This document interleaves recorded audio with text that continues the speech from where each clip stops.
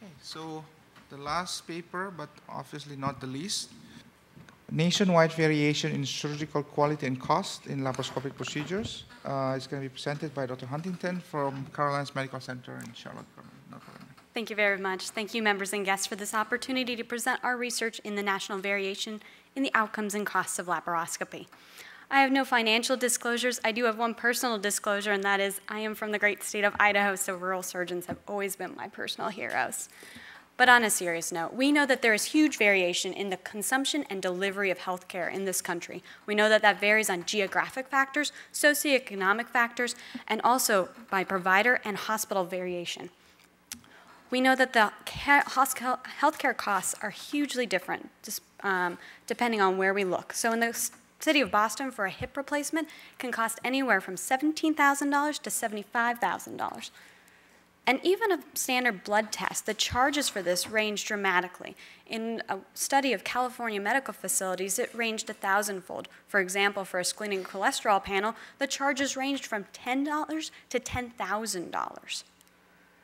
We know that this applies to laparoscopy as well. Other studies have demonstrated that there is a huge variation in accessibility of laparoscopy across this country, and many patients still lack access to laparoscopic surgery in the United States. So the objectives of our study were twofold. First, we wanted to use a national data set to look at the variation in outcomes after laparoscopy. And second, we wanted to investigate the relationship between outcomes and cost across the country. We turned to the national inpatient sample from 2009 to 2012. This represents 20% of inpatient hospitals. We examined 5 common procedures, and our primary outcomes were total inpatient charges, postoperative major and minor complications, as well as inpatient mortality. And we compared this on hospital-level predictors, including rural versus urban, hospital ownership, and geographic region. First, let's look at our utilization. And we also use survey sample methods to account for the complex design of the national inpatient sample, perform both a univariate and a multivariate. For time considerations, I will only present our multivariate analysis, which is adjusted for age, race, gender, Charlson Comorbidity Index, and tobacco use. So first, let's look at the utilization briefly of laparoscopy across the country. These are based on the ICD-9 billing codes in the national inpatient sample. The majority of cholecystectomies performed laparoscopically. About 1/3 of colectomies performed laparoscopically. Inguinal hernia repairs, the majority are performed open in this country. Nissen fundoplications, the majority are laparoscopic, whereas ventral hernias are about 20% laparoscopic. Now let's turn to outcomes.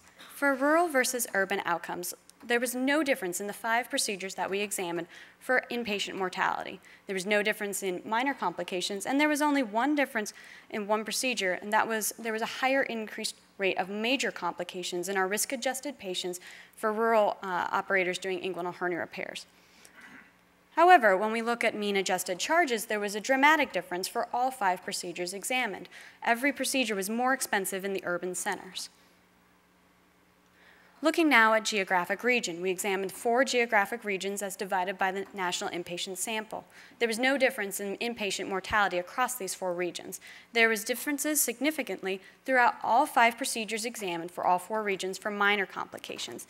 However, as you can see in bold, there's only a couple procedures where major complications varied within the regions for laparoscopic cholecystectomy and for laparoscopic inguinal hernia repair.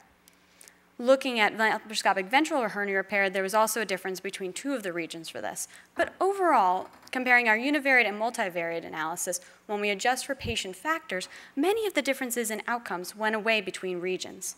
That was not the same for charges. There were still dramatic differences in the charges across hospital regions across the country.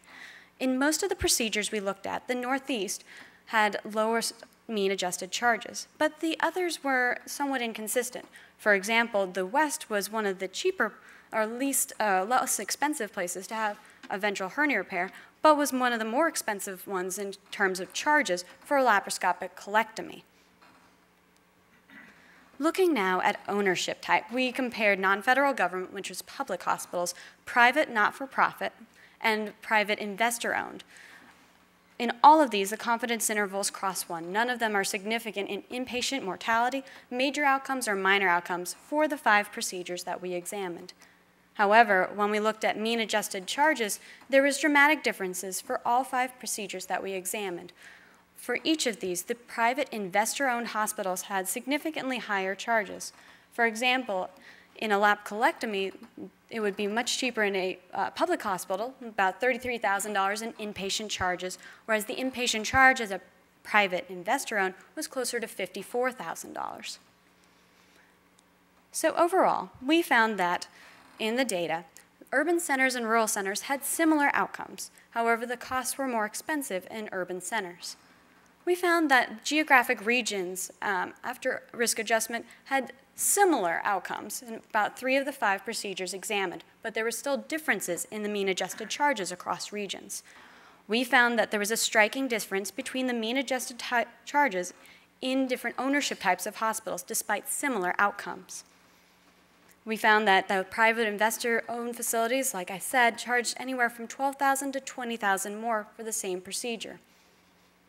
So in conclusion from this study, we found that patient factors may help explain many of the differences that we see in outcomes across the country. We know that from this study, cost appears to be separate from patient complexity in the outcomes of laparoscopic surgery. We found that hospital ownership in this study was an important factor in determining hospital cost. And finally, this study really highlights for us the need for surgeon leadership when it comes to these studies. Surgeons need to continue to demand transparency in healthcare delivery, to standardize quality, and to identify the determinants of excessive healthcare costs. Thank you very much.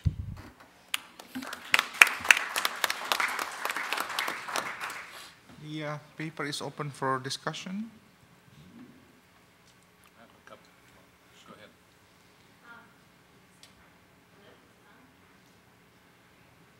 Maybe the next microphone. Thank you for that. Variation in care is obviously something that I care very much about.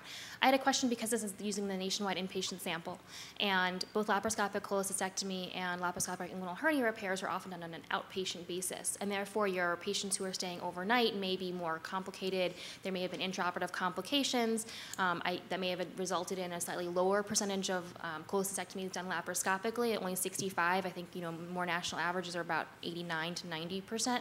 How can you explain the effect that how you chose your patients and the procedures you studied may affect the resulting outcomes and costs that you presented? Absolutely. Thank you very much for your question. So as you said, the laparoscopic cholecystectomy is often done as an outpatient. This is based on ICD-9 billing codes, so the data is only as good as the billing codes. 51.22 is for open, 51.23 is for laparoscopic colectomy. But this is, instead of comparing outpatient charges, and to do that, we would have to get a sample from not just hospitals, but also from surgery centers. This is to compare hospital charges. So these are our patients that we are doing their surgeries in an inpatient setting. If we wanted to look at charges for outpatients, we would have to use a different data set. Right, but I guess my question is that the patients who are getting inpatient laparoscopic cholecystectomies and inpatient inguinal hernia repairs are fundamentally different from patients who receive them on an outpatient basis. And so is that an adequate comparison to be looking at on a larger scale? I see what you're saying, but we are not comparing. This is less of a comparison of what the actual cost is of a laparoscopic cholecystectomy, because I'm sure we could find a cheaper place in an outpatient setting. Well, we wanted to see what the variation was across the country. And so we took similar patients who were having a similar operation in a similar setting and compared their outcomes and their charges from different regions and different ownership types. So even though these are more complex patients, these are not your 35-year-old woman who's going to go home the same day, but if we're comparing our complex laparoscopic cholecystectomies that we know are going to stay 2 nights, but we're comparing them in a rural setting and an urban setting, or in the Northeast versus the Midwest, we wanted to see, is there a difference in outcomes when we risk stratify? And more importantly, I think from this study, is there a relationship of outcomes and patient complexity and overall charges? Thank you.